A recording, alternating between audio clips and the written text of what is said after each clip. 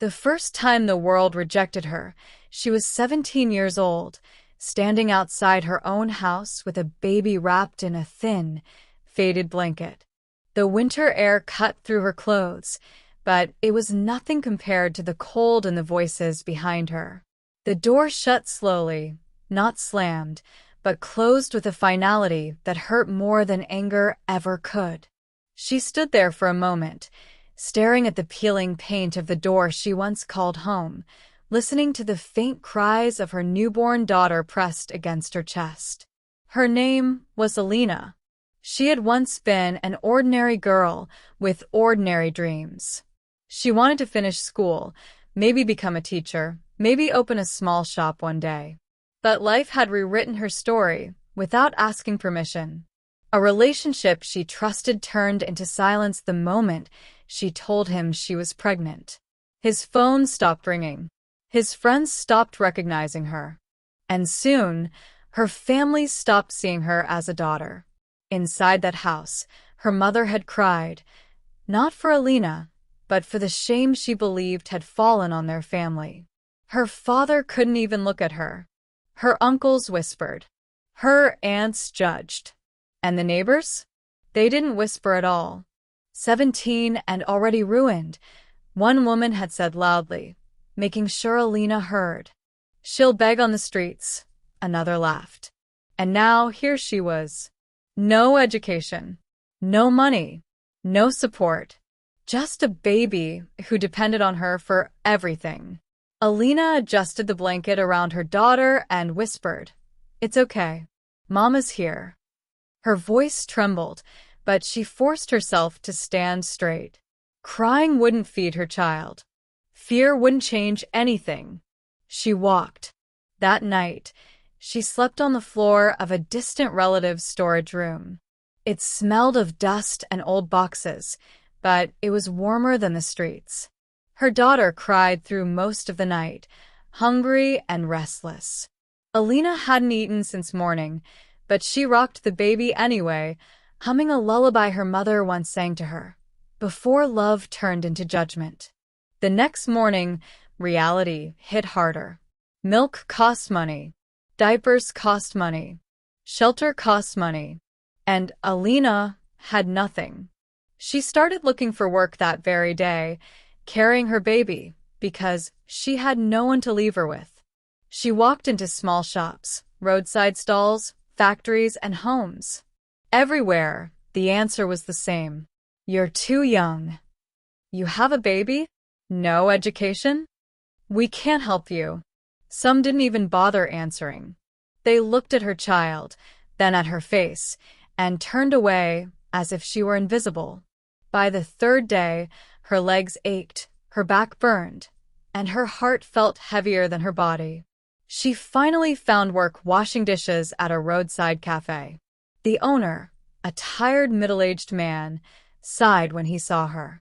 "I'll pay you half," he said, "and don't bring trouble." She nodded quickly, grateful for anything. She worked from sunrise to late evening, scrubbing greasy plates while her baby slept in a basket beside her. Customers stared. Some smirked. A few whispered cruel jokes. "Is she the worker or the mistake?"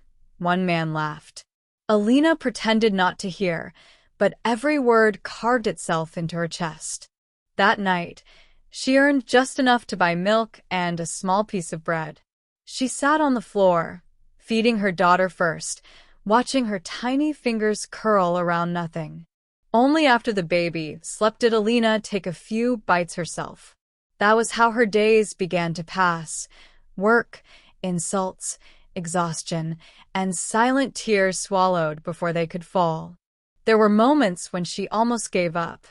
One evening, as rain poured down and the cafe owner yelled at her for dropping a plate, Alina stepped outside and stared at the dark sky. Her clothes were soaked. Her hands shook. Her daughter cried again, hungry and cold. "Why me?" she whispered. The world had no answer. But then her baby looked up at her, eyes wide and trusting, unaware of shame or society. Just need. Just love. Alina held her close and made a promise in her heart. "I don't know how," she whispered, her voice breaking, "but I will give you a life where no one can laugh at you. I swear." That promise became her reason to wake up every morning. Weeks turned into months. Alina learned how to survive on almost nothing. She learned which markets threw away food at night. She learned how to stretch one coin into 2 meals. She learned how to smile politely when people insulted her because fighting back cost energy she couldn't spare. But she also learned something else. She learned how businesses worked. Standing in the cafe every day, she watched customers, suppliers, and prices. She noticed how food was wasted while people went hungry. She noticed how the owner complained about costs but never changed his system. She listened. She observed. She remembered. At night, when her baby slept, Alina thought, "What if there was a better way?" she wondered. The idea was vague at first, almost foolish. Who was she to think about ideas? She was a rejected teenage mother who couldn't even afford rent. And yet, the thought refused to leave. One afternoon, she overheard 2 customers complaining about how expensive basic food had become. "Someone should fix this," one said. Alina froze. What if someone like me could, she thought. She laughed quietly at herself. Impossible. That's what everyone had said about her life already. But deep inside, something stirred. A tiny spark, fragile but alive. That night, as she rocked her baby to sleep, Alina whispered again. Not in despair this time, but determination. "They think I'm finished," she said softly. "But I'm just starting." She didn't know it yet, but the city that mocked her was already standing at the edge of a story it would one day tell in disbelief. A story that began with a girl, a baby, and nothing else. The city woke up early, and so did Alina. Before the sun touched the cracked rooftops, she was already on her feet, carefully lifting her daughter from the thin mattress on the floor. The baby stirred, letting out a soft cry, and Alina pressed her gently against her chest. Mornings were the hardest.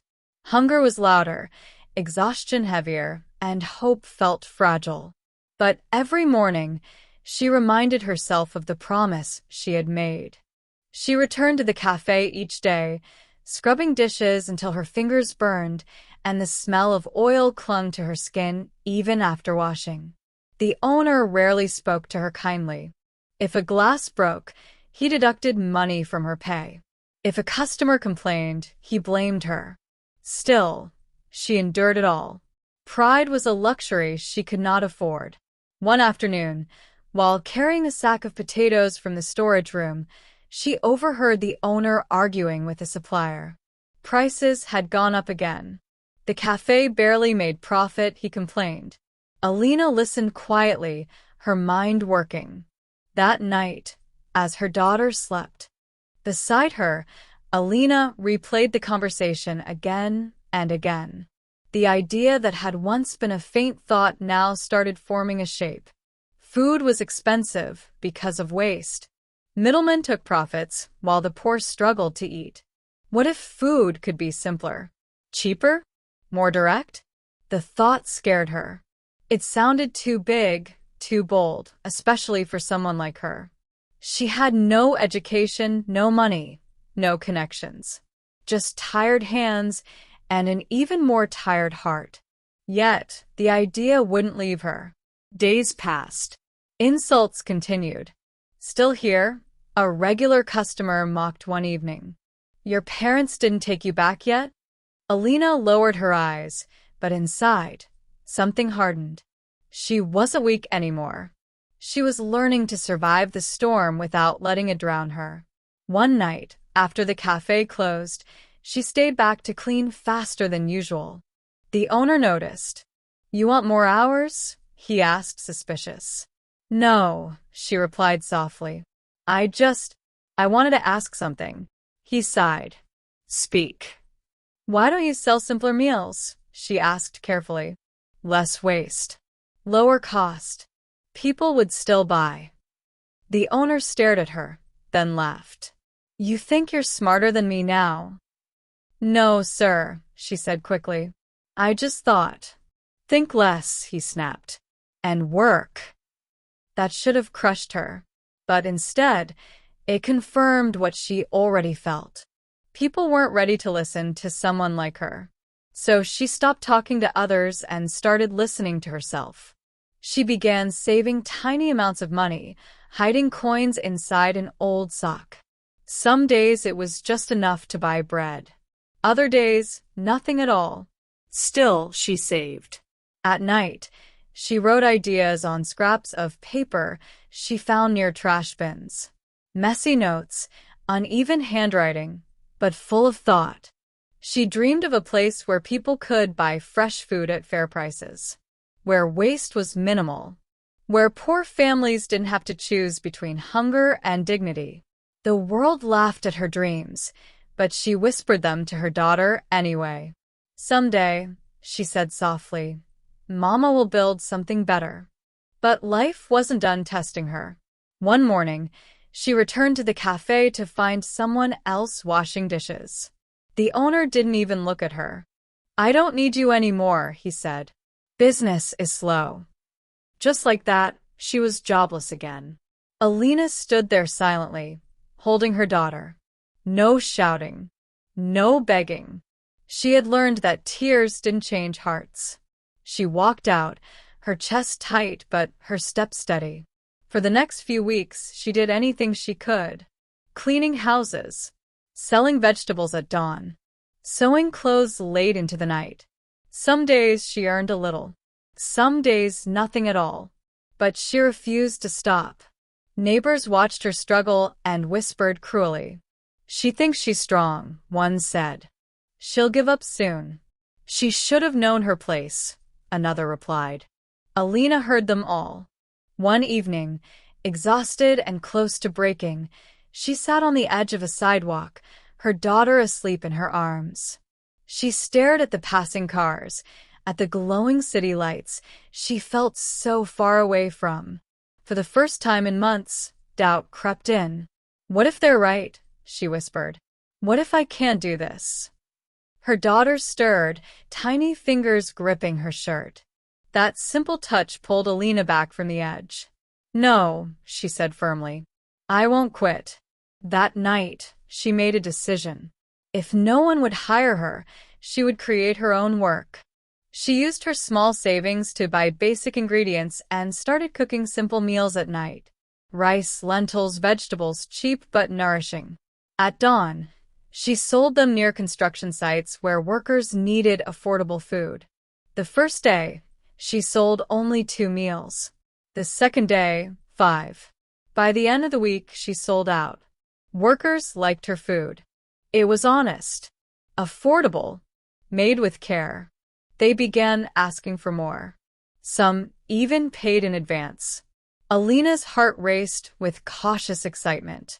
This wasn't just survival anymore. This was something else. Still, challenges came fast. A local vendor accused her of stealing customers. Officials threatened fines. Supplies became expensive again. Each setback felt like another wall. But Alina didn't turn back. She adjusted. She learned. She adapted. At night, she held her daughter close and whispered, "We're building this together." The girl everyone mocked was no longer just surviving. She was slowly, painfully, learning how to rise. Success, even in its smallest form, attracts attention. And attention, Alina quickly learned, was not always kind. As her food stall began selling out every morning, other vendors started watching her closely. At first, it was just looks long, measuring stares filled with irritation. Then came whispers. Then warnings. "You're selling too cheap," one vendor muttered as he passed by. "People like you ruin the market."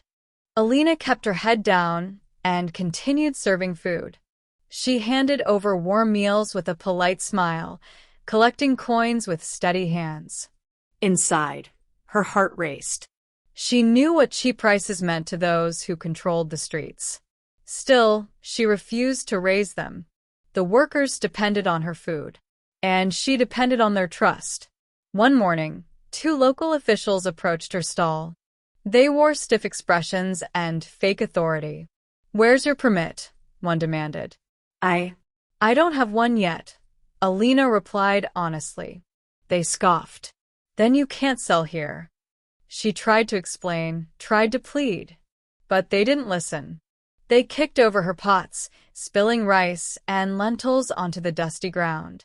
Workers gasped. Some protested.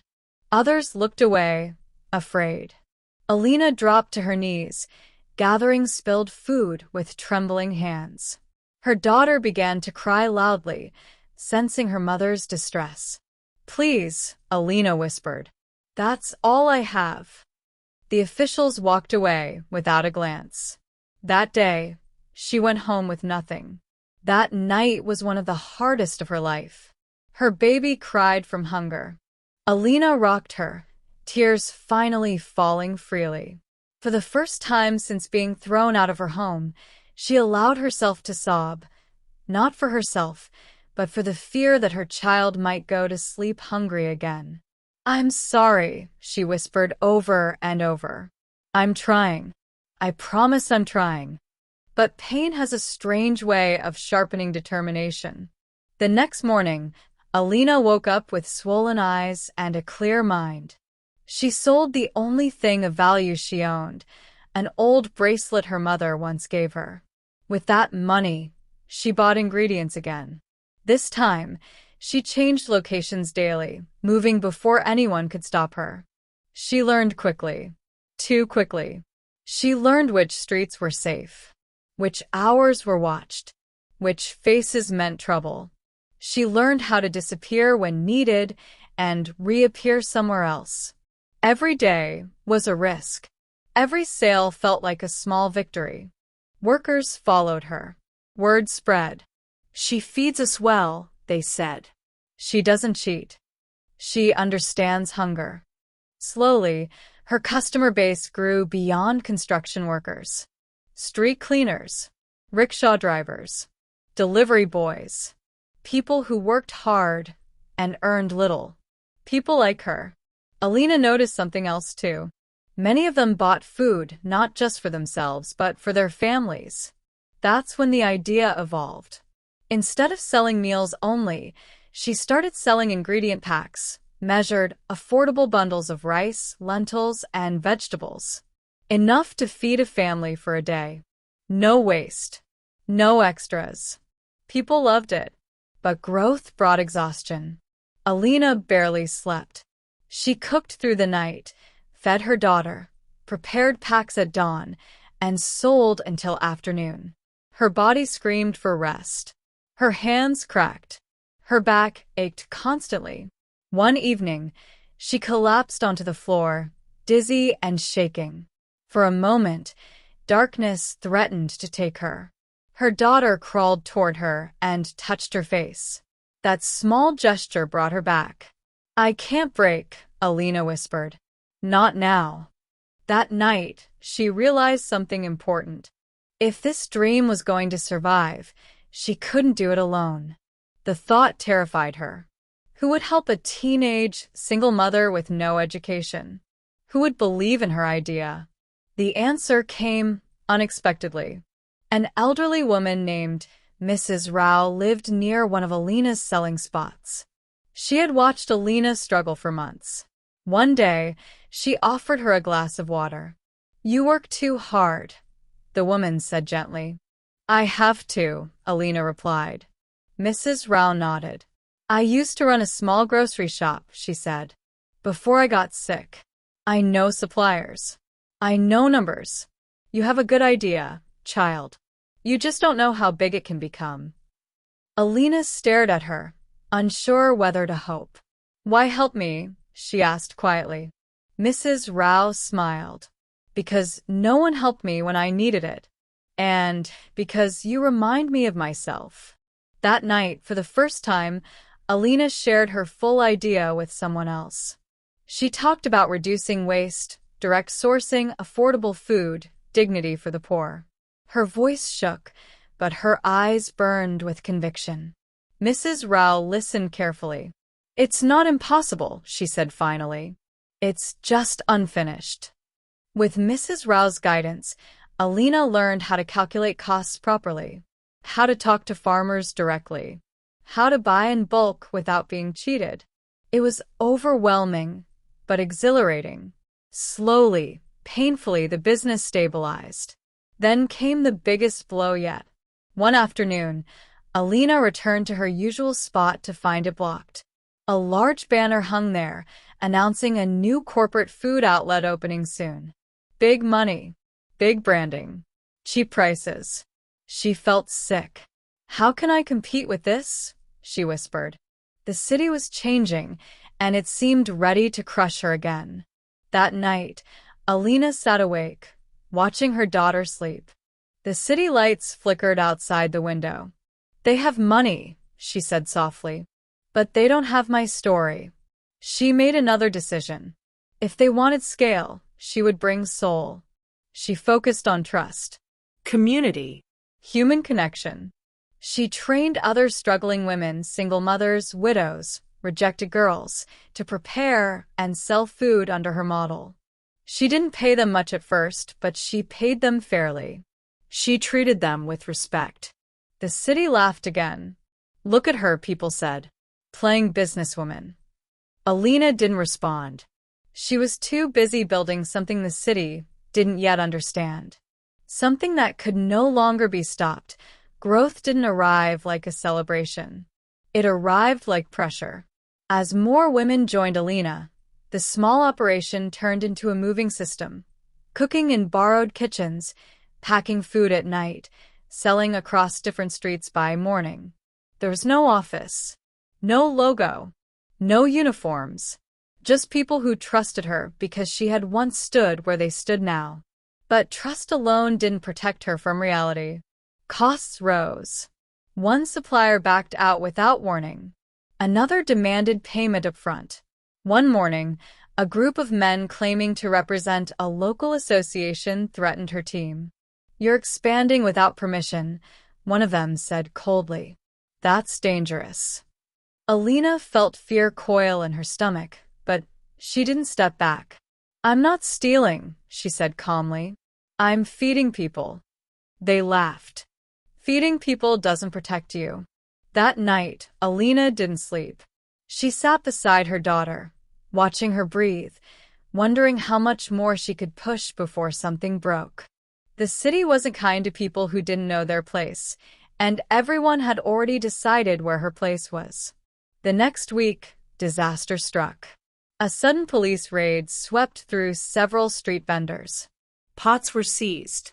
Food thrown away.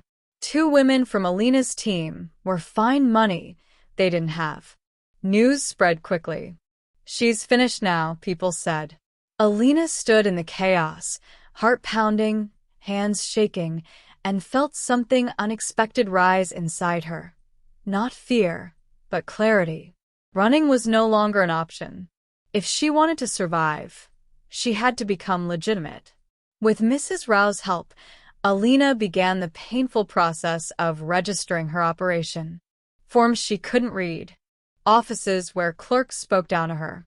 Fees that drained her savings completely. "Why are you even trying?" one official sneered. "Go home. Take care of your child." Alina smiled politely and returned the next day. And the next. And the next. She brought her daughter with her. Let them see what she was fighting for. Months passed. Rejections piled up. But finally, one stamp landed on one paper. It wasn't much, but it was real. That single document changed everything. She rented a tiny, rundown space at the edge of the city, bare walls, cracked floor, and a leaking roof. It smelled of dust and old paint, but to Alina, it smelled like possibility. "This is our start," she told the women, her voice thick with emotion. They cried. They laughed. They hugged each other. They worked harder than ever. The first few months were brutal. Machines broke. Electricity failed. Orders were late. Some customers complained. A few workers quit, unable to handle the pressure.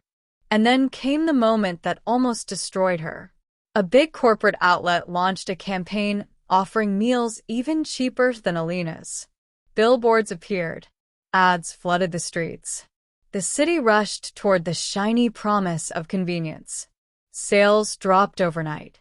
Alina stared at the empty order list, her chest tight. Every insult she had ever heard echoed in her head. She can't compete. She was foolish to dream. That evening, she walked alone through the city, past glowing restaurants, past people who once mocked her and now didn't even notice her. She felt invisible again. When she returned home, her daughter ran toward her, laughing, arms open. That sound, pure, fearless joy, broke through everything. Alina knelt down and held her tightly. "They can outspend us," she whispered, "but they can't outcare us." The next day, she changed strategy. Instead of competing on price, she competed on purpose.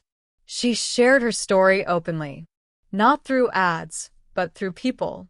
She spoke at community gatherings. She visited workers' neighborhoods. She listened. She adapted menus to cultural tastes. She offered flexible credit to families in crisis. Most importantly, she treated customers like humans, not numbers. Slowly, something shifted. People returned, not because it was cheapest, but because it felt honest. Local journalists began noticing. A short article appeared. "Young single mother builds community food network." Alina read it 3 times, hands shaking. Investors came next. Not many, not powerful ones. Small believers. "Why should we trust you?" one asked. "Because I've already survived losing everything," she replied. "Money won't scare me." They invested modestly. That was enough. Over the next few years, growth exploded, not loudly but steadily. Her model expanded across neighborhoods, then districts, then cities. Technology came in: simple ordering systems, better logistics, direct farmer partnerships. Her company reduced waste, lowered costs, and created jobs for thousands of women society had ignored. And then, one morning, Alina stood in a glass building overlooking the city that once threw her out. She wore no expensive jewelry, no dramatic clothes, just quiet confidence.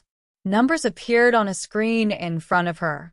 Valuation confirmed. The room went silent. "She's done it," someone whispered. At just 31 years old, Alina had become the first billionaire the city had ever produced. But she didn't smile. Her mind wasn't on the money. It was on the 17-year-old girl standing outside a locked door, holding a baby, wondering if life was already over. That girl had survived. And the city was about to face her truth. The announcement spread through the city like a sudden storm. News channels repeated her name again and again. Social media filled with headlines, photos, and debates. Some called her a miracle. Others called her luck. A few, the same ones who once mocked her, tried to rewrite history and pretend they had always believed in her. Alina watched it all from a distance. She sat in her office late at night. Lights dim, city glowing beneath the glass walls. Her daughter, no longer a baby, slept on a couch nearby, school books stacked neatly beside her bag. Alina looked at her for a long time, remembering the nights she cried from hunger, the mornings they faced the world with nothing but stubborn hope. Money had changed her life, but it hadn't erased the memories. Every insult, every rejection, every closed door still lived inside her. Not as wounds anymore, but as reminders. The next day, the city invited her to a public ceremony. They wanted to honor her. Alina almost declined. But then she thought of the girl she once was. And of the many girls still invisible, still struggling, still laughed at. So she went. The ceremony was held in a grand hall filled with polished floors and powerful people. The same kind of people who once told her to go home. She stood on the stage, microphone in her hand, heart steady. "I wasn't supposed to be here," she began. The room fell silent. "I was a 17-year-old single mother with no education, no support, and no permission to dream. I was told my life was over before it had even begun." She paused, letting the truth settle. "But I didn't succeed because I was special," she continued. "I succeeded because I refused to disappear." Faces in the crowd shifted. Some uncomfortable, some moved. "I didn't build this alone," Alina said. "I built it with women society rejected, with workers who were ignored, with people who understood hunger, dignity, and effort." She ended simply. "Don't underestimate people just because they start from nothing." The applause was thunderous. After the ceremony, her family approached her. Her mother cried. Her father stood quietly, unable to meet her eyes. "We were afraid," her mother whispered. "We thought you would fail." Alina nodded. "So did I." She didn't argue. She didn't accuse. Some wounds didn't need reopening. Forgiveness didn't mean forgetting. It meant choosing peace. Years later, Alina's company expanded globally. But she stayed rooted. She reinvested in schools, food security programs, and shelters for young mothers. She funded education for girls who had been forced to quit. She created systems that didn't just feed people, but empowered them. And she never hid her story. When young girls asked her how she did it, she answered honestly. "I was tired. I was scared. I failed more times than I can count. But I had a reason stronger than fear." That reason sat beside her during interviews now. Her daughter, confident, curious, unashamed. One evening, they walked past the old house where Alina had once been thrown out. The door was repainted, the walls fixed, but the memory remained. Her daughter looked up at her. "Is this where we used to live?" Alina nodded. "Are you sad about it?" the girl asked. Alina smiled gently. "No." "I'm grateful." "For what?" "For being pushed," Alina replied. "Sometimes the world rejects you because it's making space for something bigger." They walked on, hand in hand, blending into the city that once laughed at her dreams and now told her story like a legend. But Alina never saw herself as one. She was just a mother who refused to quit. And in doing so, she proved something the world never wanted to believe. That the most underestimated girl can rise higher than anyone ever imagined. If you think the story was just about money, you missed the real lesson. This was about a girl the world decided to erase. A teenage single mother mocked, rejected, and written off as a failure before her life even began. She had no education, no support, no safety net. Only a crying child and a promise made in the darkest moment of her life. She didn't rise because the world helped her. She rose because she refused to surrender to humiliation, hunger, and fear. Remember this. The people who laugh at your dreams today are often the same ones who will applaud you tomorrow. And sometimes being rejected is not the end. It's the beginning of becoming unstoppable. If this story inspired you, don't forget to like, subscribe, and share it with someone who feels underestimated right now. Because the next unbelievable success story could be theirs.